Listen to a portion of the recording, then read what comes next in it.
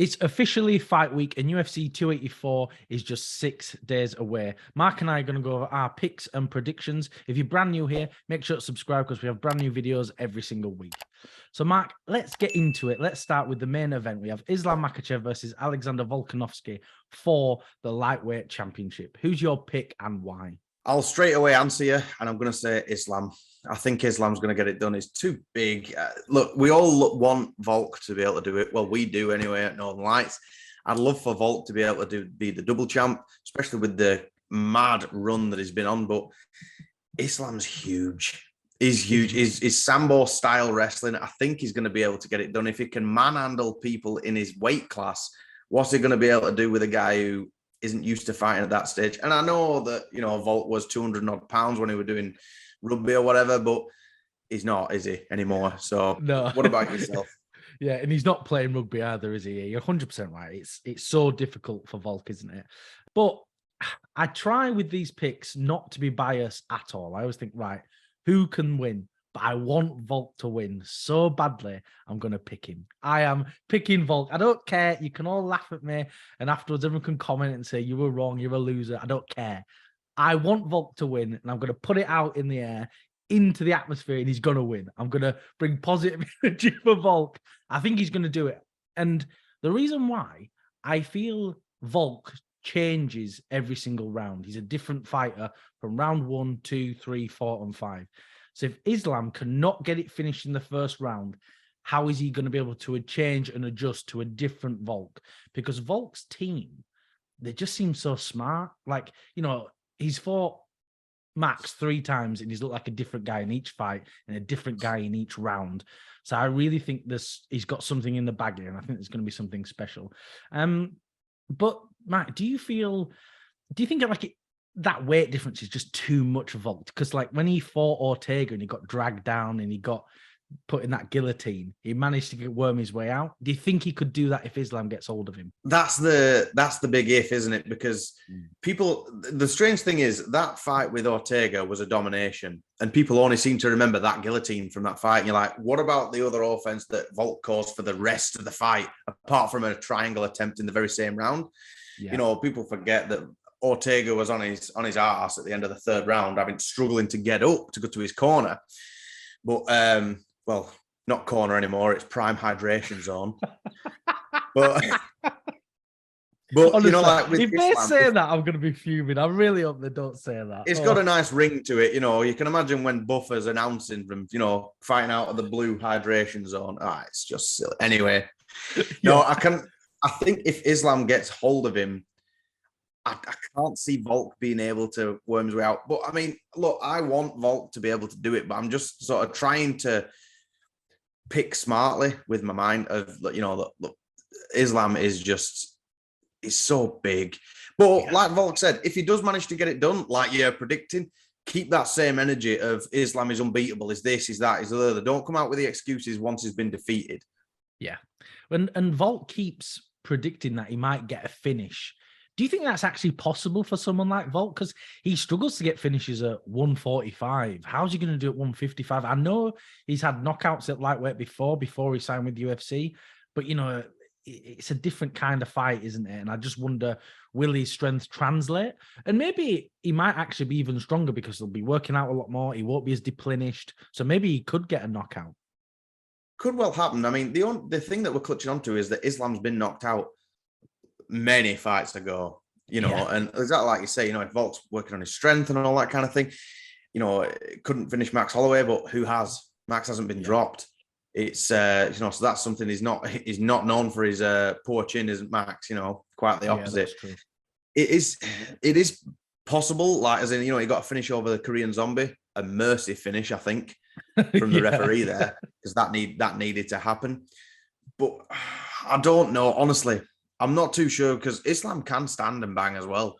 Yeah. This is the fight. We've spoke about it before, Dwain. It's very top heavy as this card, but the actual main event, my arse is going to be making buttons. My heart is going to be in my throat. It's one of them fights, where you think there's so much on the line. What is going to happen? But as a typical UFC fan, that's exactly where they want you. They want you in the palm of their hand, don't they? Yeah. That's exactly where I am. Well, on the topic of Mark's button arse, Let's move on to the next fight. We've got Yair Rodriguez versus Josh Emmett for the interim title, which we'll probably talk about this another time. It seems silly that they're even having this fight for the interim title. But Mark, what's your prediction for this fight and why? It's not a clear cut. And I think maybe I'm trying to be as impartial as I can, but I think maybe my bias is coming out because I do like Josh Emmett. I think he's a great fighter. Yeah, he is a great fighter as well, but I just think Josh Emmett's a bit too durable for him. He can come out, he swings like as if he might as well have hammers on the end of his forearms, Yeah, he is a great fighter, but Josh has been a little more busy. I think, especially with Yair coming off his last win via Brian Ortega dislocation on his shoulder. What's your pick? I really don't know, to be honest. I think I'm leaning Yair maybe by decision. And the only reason I'm doing that is just because I feel like Yair's got, he's much younger. He's got about 5 inches in height, an inch in reach difference. And I just feel like if this can go to a decision, I think Yair is maybe just going to scrape it. But I think it's going to be super close. Okay, yeah, it's not something that we'd let this be the hill that we die on in this fight as well. But one thing I am glad of is that, take out what we think about it being for the interim belt, is that there's actually high-level competition, a fight that you're really invested in the featherweight division now that doesn't include the champion. Because everyone else, we said that you feel like they're all just fighting for second best place. This one definitely puts a bullet point on that, as in because you're fighting for the second best belt, you know what I mean? And essentially when the champion isn't even injured. But this one, it just brings a bit more competition back to the division, do you not think? Yeah, 100%. That's the big problem, isn't it? We're going to get a lot of fights like this with 2 people who may not necessarily be the top contenders, because you've got Max Holloway there, who is just going to really just gatekeep a lot of these guys coming up. But you can't give Max another title shot. But I think that's a topic for another time. So let's move on to our next fight. We have Jack Della, Maddalena versus Randy Brown. Mark, what's your prediction for this fight and why? I think I was going to go for Jack, just coming out, because he's coming off of 3 knockout wins. He's had, is it 13 fights and 11 knockouts sort of thing? And I know as a fan, you can't really just be chasing the knockout, but this is where the card starts to go a little bit off rails, I think. We've spoke about this before with this being very top heavy.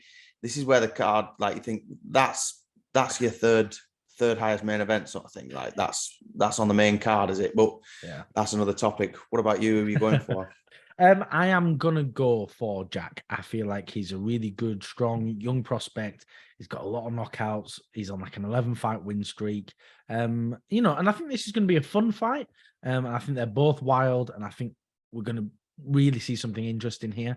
But yeah, I'm leaning Jack by a knockout. I just don't think Randy Brown is really going to be on that level. I think Jack's maybe a future star, in all honesty, and I think he's going to get pushed to the top.